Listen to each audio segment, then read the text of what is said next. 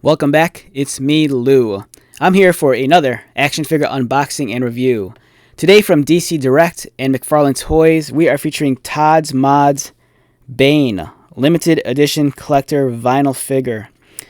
Alright, so when they first announced the Todd's Mods action figures, I was kind of a little bit skeptical. Some of the figures, like the Swamp Thing, looked really cool. Other ones, like the Batman, looked kind of funky. It was a line of figures that I told myself I was going to at least buy one or two to see what they're like. Because the idea and concept did intrigue me. And when I got this in the mail, my first thought was the size of this box is very similar to a Funko Pop. And here is a Funko Pop. The box sizes are near identical. So it kind of gets me wondering, are these Todd mods, are these going to be like McFarlane Toys' answer to the Funko Pop? Like, is this going to become the next big collectible vinyl figure? Like Funko Pops, they've been around for a long time, and there are a lot of fans that kind of feel like they've overstayed their welcome. For me, I still enjoy them. I don't buy them as much as I used to, but occasionally there'll be one that really piques my interest, and I'll pull the trigger on it. But these, they're pretty unique. They're pretty interesting to look at. I think the one thing that hurts them, though, is the price point. Funko Pops, they're very affordable. They're everywhere from Targets to Walmart.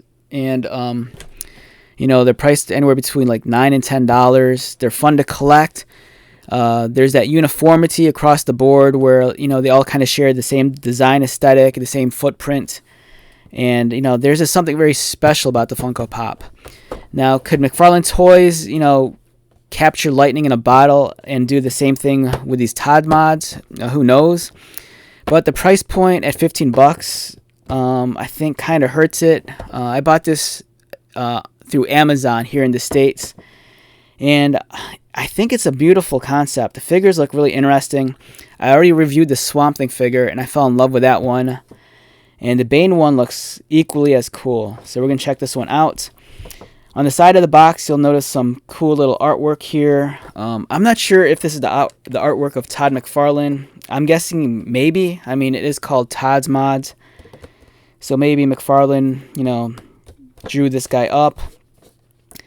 On the back, we have an incredible photo of the actual figure itself, which looks almost as impressive, if not more so, than the real figure. This one looks like super detailed and very clean. Alright, let's get started. Also, one thing is, these are also marked as limited edition. That could mean anything nowadays. I don't know if that means these have like a short production run. Like, is this one of 1,000? Is this one of 10,000? Who knows? Or are they just using a limited edition as like a buzzword to get people, to entice them into buying this, seeing it more so as a collectible?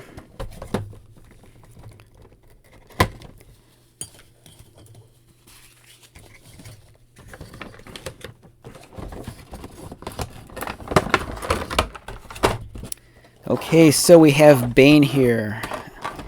If you've been following my channel for some time, you'll know that Bane's one of my favorite comic book characters. I've reviewed so many different Bane figures over the years, and I was excited to add another one to my collection. Even though this is much more of like a pre-posed figure and statue than your traditional action figure, I still think it's really, really cool. I like the Swamp Thing figure a lot. I think that one's amazing. And this looks like it's more of the same. The sculpting on this, it's second to none. It's really at that level of McFarlane Toys. The boots here, incredibly detailed. Just look at it. All the laces. All the little tiny rivets. The vein work and vascularity on the body of the figure, also very impressive. This is Bane. Bane's always kind of swolled out on the Venom drug. And it's cool because you can see the Venom canister screwed onto his back. And then here are the hoses, which feeds the venom into his bloodstream. I can really appreciate the detail put into the musculature as well. There's some great vascularity here with the vein work, and then really detailed shading and highlighting. So yeah, this is a very, very beautiful piece right here. Love the use of gold on the buckles on the straps, and then you kind of have the highlighted rivets. This guy stands in at about 4 3/4. Here he is next to a Marvel Legends action figure produced by Hasbro. Keep in mind this is a vinyl figure, so it's kind of light. You'd think it'd be, when you look at it, you'd think it's like a brick, but it's surprisingly not too heavy. Here he is next to a DC Multiverse Batman produced by McFarlane Toys also. Here is a Super 7 Reaction Godzilla figure, just to give you an idea of the height. And here he is next to the Swamp Thing figure, which I like a lot. The only figure I'm missing from the assortment is the Batman, and at this point I might just pull the trigger and just get him, just to complete the trio.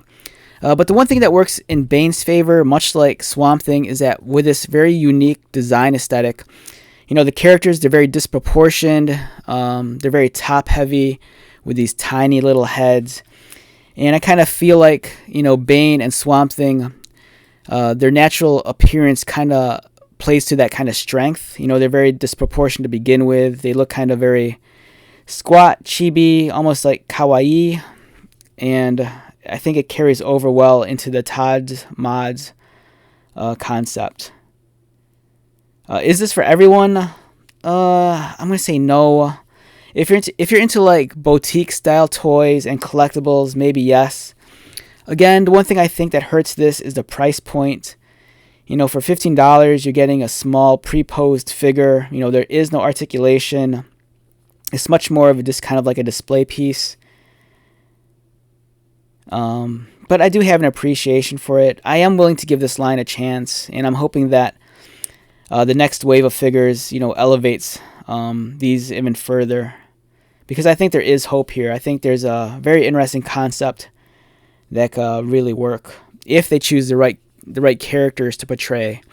Like, I kind of feel like the monster and like more freakish looking DC characters would work really well for the Todd's mods.